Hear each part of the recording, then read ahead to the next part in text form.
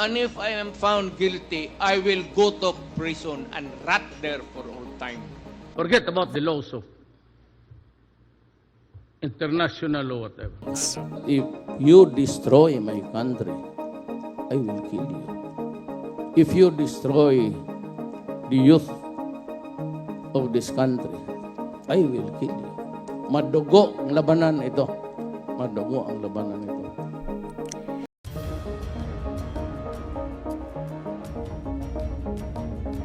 For years, he was the Punisher, feared, admired, and untouchable.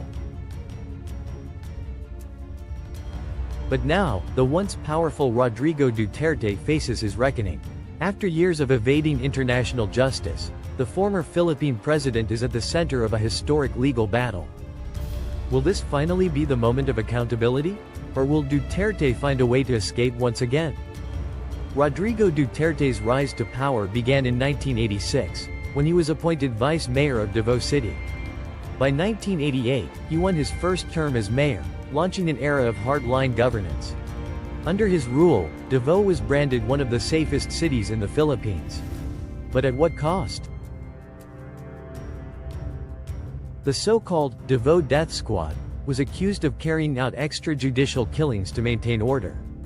Duterte denied its existence for years, until he didn't. I will kill you. I will take the law into my own hands. I will not eat sitting down. Forget about the laws of men. Forget about the laws of international law, whatever. Despite his controversial reputation, Duterte's tough guy image and promise of change resonated with millions of Filipinos. Frustrated with corruption and rising crime, voters saw him as the only leader strong enough to restore order.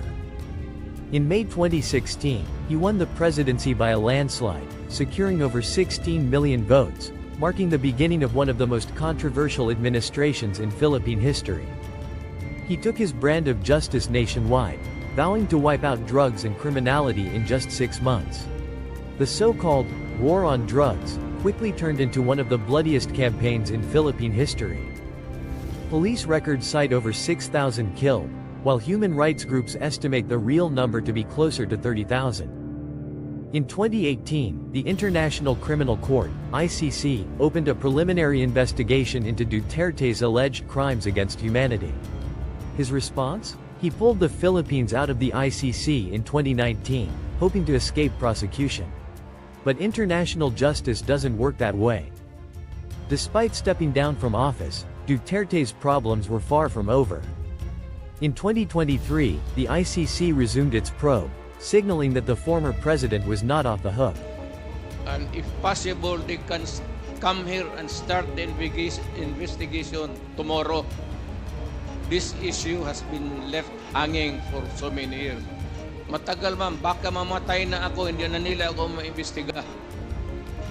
So I'm asking the ICC through you na pagpunta na sila dito bukas, umpisahan na nilang investigation.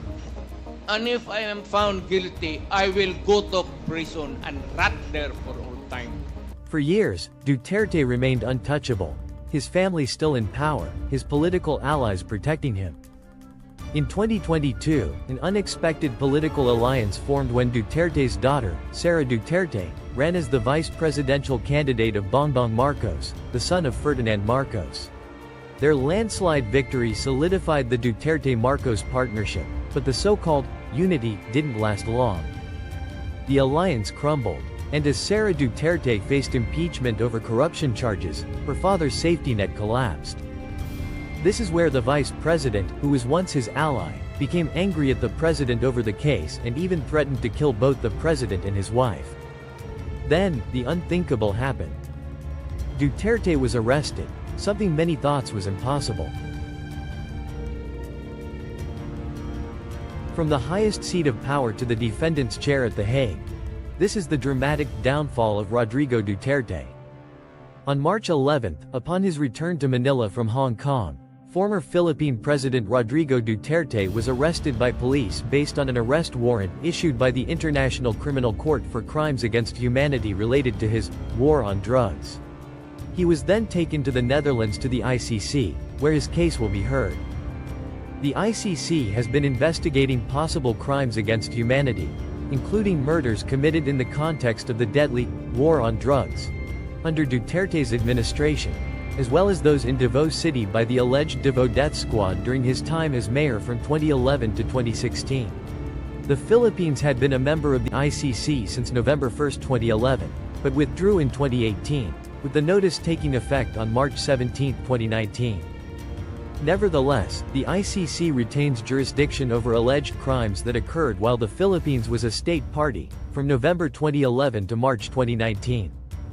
Rodrigo Duterte's arrest is a long-awaited and monumental step for justice for the thousands of victims and survivors of his administration's war on drugs, which turned much of the Philippines into a nation of mourning. The case against Duterte is still unfolding. Will he be the first former Philippine president to be convicted by the ICC? Or will power and influence save him once again? But for the thousands of families left grieving by his drug war, even the first step toward accountability is already a victory. What do you think? Will Duterte face true justice? Let us know in the comments.